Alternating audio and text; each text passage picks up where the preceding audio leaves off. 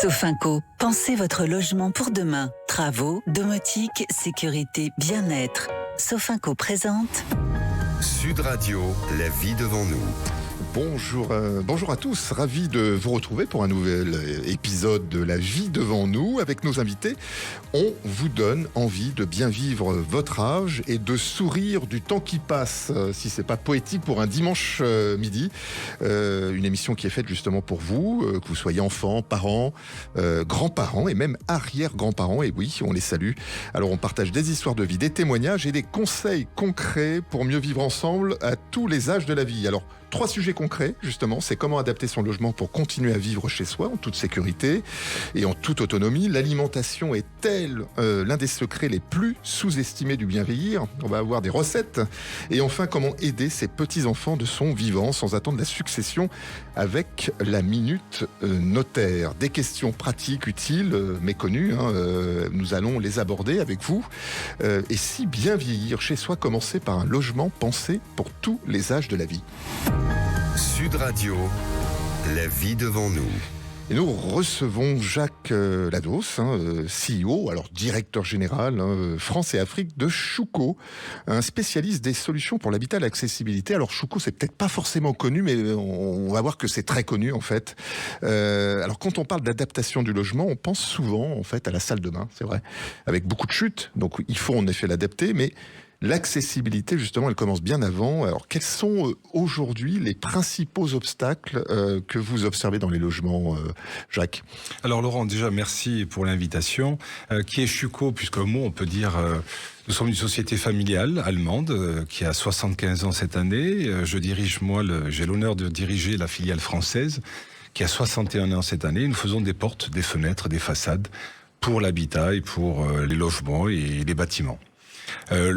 Avant peut-être de répondre à la notion d'adaptation, juste peut-être un mot sur ce qu'est aujourd'hui cette notion de maintien à domicile et en venant en fait, je me suis posé quelques questions. La première, c'est que souhaitent les Français? Quand je regarde sur des indices et des statistiques, 80% des Français souhaitent rester chez eux et chez elles. Et donc c'est une vraie demande que les concitoyens font et auxquels il faut répondre. L'autre point qui est pas anodin, c'est que nous avons aujourd'hui 15 millions de personnes qui ont plus de 65 ans et qui veulent rester chez elles. Et donc, lorsqu'on est dans cette situation, il faut pouvoir y répondre. Lorsque vous vous posez la question maintenant, est-ce que il n'y a que les salles de bain, en fait. Il n'y a pas que les salles de bain. Je pense qu'on parle de portes, de seuils. Alors, on parle déjà de portes et de mobilité. Déjà, comment est-ce que je rentre dans une maison et comment je me déplace aussi. Par exemple, d'avoir un seuil PMR, donc accessible. Alors, PMR, ça veut dire mobilité réduite. Exactement, mais aussi un seuil zéro que nous avons et qui permet de se déplacer facilement dans la maison, alors même qu'on a quelquefois des handicaps ou qu'on peut avoir des difficultés à se déplacer. Et quels sont, alors, si on se représente une maison, on a souvent des portes qui sont opaques. Alors qu'on peut avoir un petit jardin si on a la chance d'avoir, ou en tout cas une vue. On a parfois des fenêtres qui sont peut-être ou des fenêtres coulissantes, où en effet on a des seuils qui sont un petit peu qui posent des problèmes. D'ailleurs, souvent on trébuche dessus pour passer d'une pièce à une autre ou même dehors. Concrètement, vous, qu'est-ce que vous faites, Chouco, dans cet appartement ou dans l'aménagement en fait d'une maison? Alors en fait, on fait des portes, des fenêtres et des façades. Et par conséquent, dès lors qu'il y a une traversée, on traverse la porte ou le coulissant, il faut qu'il y ait une accessibilité. Ouais. Et donc ce seuil PMR, je le répète, ou à seuil zéro, permet d'apporter l'étanchéité, puisqu'il faut quand même résister à l'air, à l'eau, au vent, tout en permettant le déplacement. La deuxième chose, il y a aussi, lorsqu'on est dans une maison, on parle d'ouverture, on veut avoir le maximum d'ouverture, c'est-à-dire le maximum d'entrée de lumière, d'entrée d'air. Lorsque on est en mobilité réduite, on a la possibilité de mettre une poignée basse, ce qui va permettre d'ouvrir et de fermer. Bon sens, en fait. Oui, mais encore faut-il pouvoir le faire, et nous avons une réponse là-dessus. Tout le monde ne le sait pas, si bien qu'on se retrouve dans une situation où on a l'ancienne fenêtre qui fonctionne très très bien, mais qui n'est plus adaptée à son besoin, et donc par conséquent le maintien à domicile devient une difficulté, alors qu'il devrait être possible de vivre, et on a cette possibilité.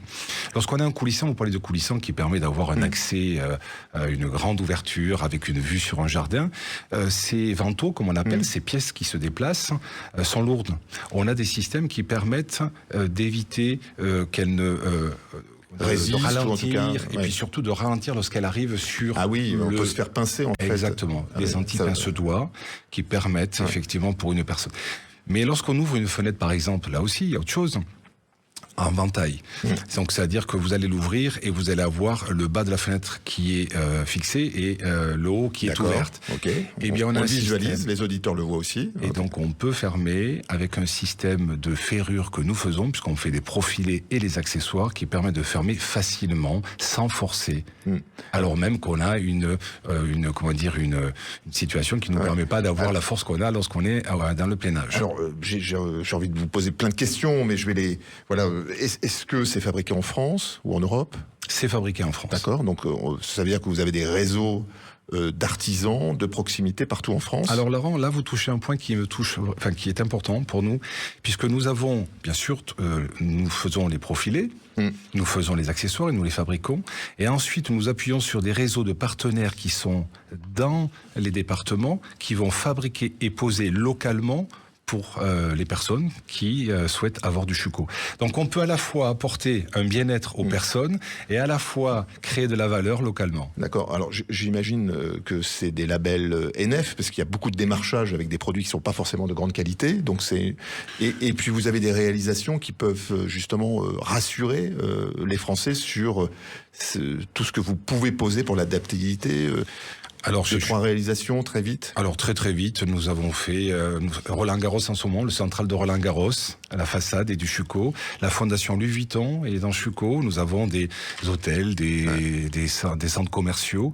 Et l'U-Arena, c'est du Schuco, etc. Donc nous avons des architectes qui nous font confiance, des professionnels qui nous font confiance. Et puis surtout, le message aujourd'hui qu'on veut porter ici, c'est qu'il est possible de rester chez soi de manière confortable, de manière à avoir du bien-être, en apportant des solutions pour adapter vos portes, vos fenêtres et vos façades. Merci beaucoup Jacques Lados. Schuco, SCH, si on veut le retrouver sur Internet. UCO, SCHUCO.fr. Merci beaucoup. Avec votre accent ce dimanche, c'est toujours le sud-ouest qui chante. Merci. Bien écoutez, bien vivre chez soi, c'est aussi prendre soin de sa santé. Cela passe notamment par ce que nous avons dans notre assiette. C'est précisément le sujet de nos 2 grands invités.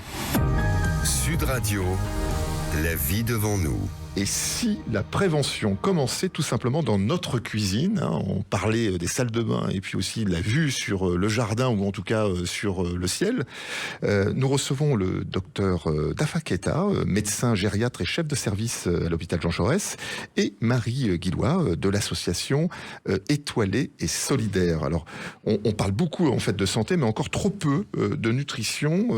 Pourquoi l'alimentation est-elle un sujet central lorsqu'on avance en âge, docteur ?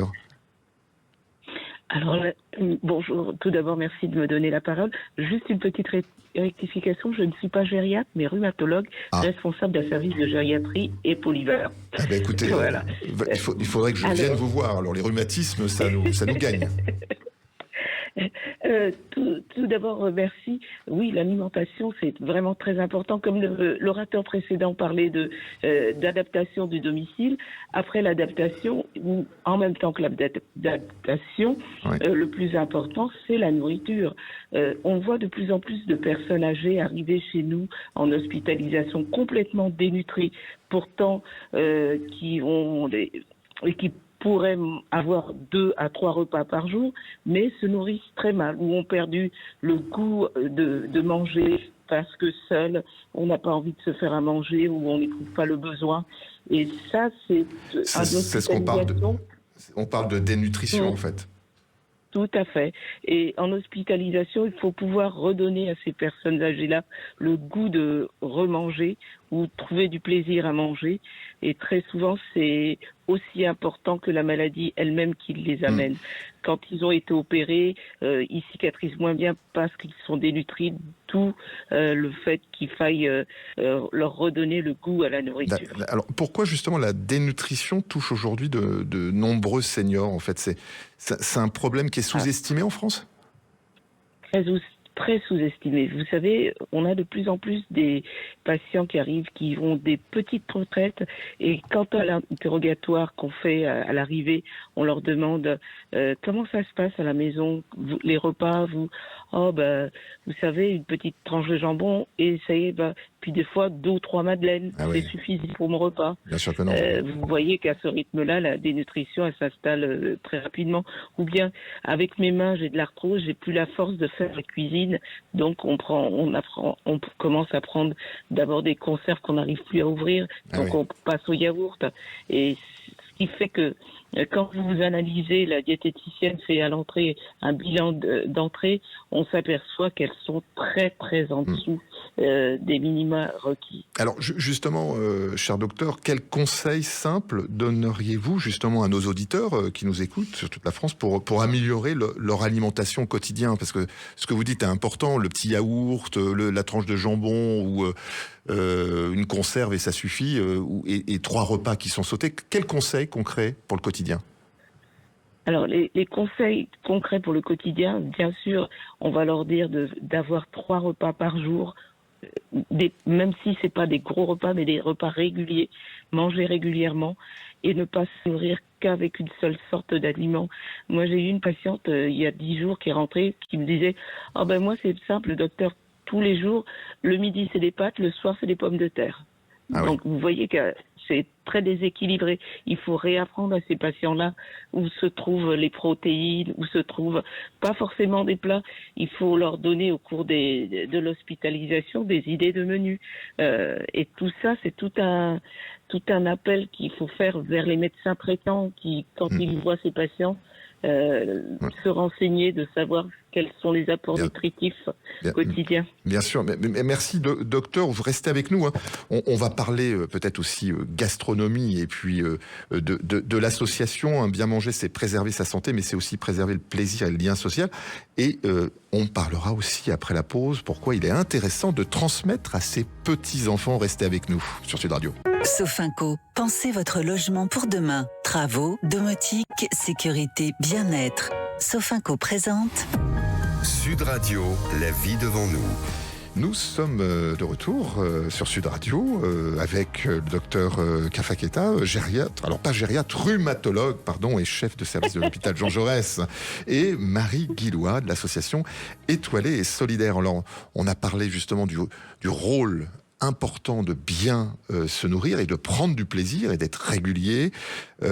Marie Guillois, est-ce que vous pouvez nous présenter justement l'association Étoilée et Solidaire, puisqu'elle vient en lien avec ce qu'on évoquait, c'est-à-dire redonner du plaisir et redonner un rythme aussi et un lien social. Alors, qu'est-ce que c'est l'engagement et auprès des seniors que vous portez justement au travers de cette association ? Alors, notre association Étoilée et Solidaire a pour vocation de lutter contre l'isolement social des aînés et de leurs aidants à travers des repas au restaurant en France entière. D'accord. Alors, c'est sur toute la France. Et alors, les restaurants qui sont mobilisés, c'est quel type de restaurant ? Vous le faites sur quel lieu ? Alors, ce sont des restaurants qui sont plutôt bistronomiques, voire gastronomiques. C'est bien ça. Et en fonction, du coup, des financeurs qui nous financent sur certains territoires. Donc, on va développer certaines villes ou départements, voire régions, en fonction des financements que l'on aura. D'accord. Donc, concrètement, moi, je suis allé à Toulouse. Puisqu'on a l'accent chantant aussi de Jacques. Comment ça se passe ? C'est-à-dire que c'est vous faites des repas que vous livrez ou on se déplace au restaurant ? Exactement. Alors, jamais de livraison, enfin plus maintenant en tout cas. D'accord. C'est-à-dire que les aînés et les aidants doivent être identifiés et faire partie de dispositifs publics ou associatifs, donc, par exemple comme des plateformes de répit ou des centres d'accueil de jour ou autres structures. Voilà. Et ensuite, C'est un représentant de structure, comme un coordinateur, qui recense les bénéficiaires pour des dates précises, etc. Donc en fait, moi je suis chez moi, je suis inscrit sur une plateforme parce que j'ai besoin de... je suis avec un aidant et je vais en fait avoir une proposition d'un repas et d'être invité, donc c'est gratuit ? Oui, tout à fait. Pour les bénéficiaires, nos initiatives sont entièrement gratuites. Et je me déplace, donc où on vient éventuellement avec l'aidant me chercher. Exactement. Et donc je vais à ce restaurant bistronomique ou gastronomique et je passe en fait un joyeux moment. Donc c'est le midi, plutôt le Toujours midi le midi. Toujours le midi, d'accord. Tout à fait. Et partout en France, vous avez réalisé combien de repas jusqu'à présent ? Alors, on va parler plutôt de bénéficiaires. Oui, bien sûr. Donc, on a eu 11 042 bénéficiaires, donc aînés et accompagnants, qui ont participé à nos initiatives depuis 2019. Ah oui, donc vous avez de l'entraînement, vous avez un bon coup de fourchette, parce que 11 000 participants, c'est pas neutre, donc mais c'est pas. Alors c'est bien de venir pour justement parler de cette association. Alors comment redonner justement envie de cuisiner ou de manger à des personnes qui vivent seules ? Est-ce que vous pensez que ça donne un goût, un entraînement à vouloir refaire des petits plats ? Ah oui, bien sûr, on a de nombreux aînés et aidants justement qui se rendent au restaurant. Et justement, en savourant des bons repas, ça leur redonne envie de faire leurs courses, de bien se nourrir, de cuisiner. Donc, ces repas au restaurant, ce ne sont pas que des simples moments, en fait. C'est un élan de vie. Et puis, ça leur réapprend à recréer du lien avec leur aidant au-delà du quotidien administratif et médical. Alors, quel âge en moyenne ont les personnes qui vont, nos aînés, qui vont justement au restaurant ? C'est très variable en fonction des secteurs géographiques, mais je dirais à peu près une moyenne entre 75 et 85 ans. D'accord. Et, Voilà. et on peut y aller plusieurs fois ou c'est on a son ticket et puis c'est voilà une seule fois dans l'année. Comment ça se passe derrière ? Comment vous suivez en fait les personnes qui viennent, qui retrouvent, je comprends, le sourire, du lien social, un coup de fourchette, le fait de discuter avec d'autres personnes. Comment ça se passe derrière en fait ? Alors, en fait, c'est toujours le référent, donc le représentant de la structure, Ouais. qui va suivre donc les bénéficiaires et va les réinscrire plusieurs fois en fonction aussi de leur évolution. Si une personne a besoin, à un moment donné, un peu plus de moments pour recréer du lien, etc. Donc, cette personne va réinscrire donc plusieurs fois les participants à nos initiatives. Docteur Dafaketa, vous êtes toujours avec nous. Comment cette habitude que l'on retrouve, en fait, le goût, c'est important pour la santé, au-delà de savoir bien choisir les produits ? Le lien social est essentiel pour vous ? Si je peux me permettre, je voudrais réintervenir. Marie n'a pas assez... elle est trop modeste pour vous le dire, mais moi, je peux vous dire que pour avoir vu nos patients qui ont été bénéficiaires de ces invitations des déjeuners solidaires et étoilés, je peux vous dire que c'est un sacré rayon de soleil que vous leur mettez dans la vie. Nous, on a fait le choix avec notre psychologue d'inviter à ces dîners des patients qui ont eu des histoires de vie très difficiles, isolement, deuil récent. Ces patients me disent on leur redonne foi à la vie. Ils ne souriaient pas, ils se préparent, ils réapprennent à s'habiller pour aller quelque part. Il y a une dame qui nous a dit que ça faisait plus de 40 ans qu'elle n'avait pas été au restaurant. Ah oui, en effet. Vous vous rendez compte ? 40 ans et avec un repas où elle était l'invitée seule. Donc c'est quelque chose qui a été fait spécialement pour elle. On lui redonne confiance. Cette dame-là, elle me dit, elle peut passer des semaines et des semaines sans personne à qui parler. Vous vous rendez compte, aller au restaurant, ce que ça représentait ? Non, mais c'est très Donc, touchant non seulement derrière et c'est la vraie vie. le lien Ouais, social, bien sûr. et puis en plus un très bon repas, comme elle dit qu'elle ne pourrait pas se permettre. Enfin, c'est cette initiative, moi je trouve qu'il faut vraiment l'encourager au maximum, parce que de personnes âgées, on donne beaucoup aux patients qui ont soit un cancer, soit un sida, soit Bien ceci, sûr. mais une personne âgée, simplement, qui a son âge, on fait pas grand-chose pour nos seniors, ils sont vraiment oubliés. Donc c'est pour ça que cette association, c'est vraiment une histoire formidable à encourager à tous les points. C'est une belle histoire de cœur. Merci docteur, merci pour ce témoignage. Et puis Marie, vous êtes, on vous a remis le soleil parce que cette initiative, elle est vraiment poignante et très concrète. Je rappelle, c'est l'association Étoilée et Solidaire. Bien écoutez, la transition est facile ou difficile parce qu'avec ce beau témoignage, au-delà de la transition, de la nutrition, pardon, vous voyez, j'en perds mes mots, on va aussi parler d'une grande question, c'est de pouvoir transmettre et accompagner les générations qui nous suivent. La Minute Notaire avec la Chambre des notaires de Paris. Ayez le réflexe notaire pour sécuriser vos projets de vie. Et si aider ces petits-enfants aujourd'hui était parfois plus utile que de les transmettre, en tout cas leur transmettre demain. On reçoit Maître Antoine Leroux, porte-parole de la Chambre des notaires de Paris, pour évoquer justement ces solutions qui permettent d'aider les petits-enfants de son vivant. Alors beaucoup de grands-parents souhaitent aider leurs petits-enfants justement. Quels sont aujourd'hui, Maître, les dispositifs les plus efficaces pour le faire? On parle d'accès à la propriété qui est un enjeu sociétal énorme. On a une vraie difficulté pour les jeunes de se loger. Alors, est-ce qu'on peut justement donner ou participer à un achat immobilier? Et puis, quelles sont un peu ces solutions?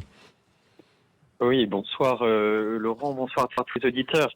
Oui, c'est une vraie problématique, la transmission aux petits-enfants. On sait qu'il y a les baby-boomers qui vont quitter petit à petit cette terre, et il y a un enjeu de transmission et il y a l'allongement de l'espérance de vie. Et est-ce qu'aujourd'hui, il est raisonnable de privilégier encore la transmission aux enfants qui sont déjà presque pour la plupart en retraite, alors qu'on a les petits-enfants qui, eux, démarrent, se lancent et font face à des difficultés que justement les grands-parents n'ont pas eues. Alors comment peut-on faire là, justement là, allez, la première solution qui est la donation en fait? C'est la donation, c'est le saut de génération. Comment optimiser la transmission de son patrimoine? Le saut de génération en fait partie. Et là, ça va dépendre un petit peu des objectifs aussi, la manière dont on peut aider les petits-enfants. Si c'est l'accès à la propriété, il est certain que un don manuel fait aux petits-enfants est bienvenu. Oui, c'est l'apport. Ça peut être un apport pour acheter, non?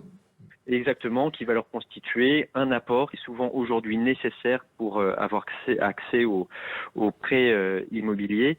Donc le don de somme d'argent, je rappelle aux auditeurs, c'est que entre grands-parents et petits-enfants, il y a un abattement de 31 865 €, donc par grand-parent, par petit-enfant. Ça veut dire qu'il n'y a pas d'imposition jusqu'à 31 865 €. Et voilà, si on a la chance que l'on peut additionner. Et voilà, si on a la chance d'avoir 4 grands-parents et que chacun est prêt à donner, et ça fait déjà une certaine somme. Donc il y a ce moyen qui est assez simple et assez apprécié. Alors parfois aussi on a le complément de revenu aussi, peut-être avec l'usufruit temporaire pour financer ses études par exemple. Alors là on va rentrer. Allez, je vous lance un peu dans la technique, sans être technique. Mais on n'y pense pas toujours. Parfois, les parents ont du mal à financer les études des enfants, qui sont extrêmement onéreuses, ou du mal à loger leurs enfants quand ils n'ont pas encore de revenus.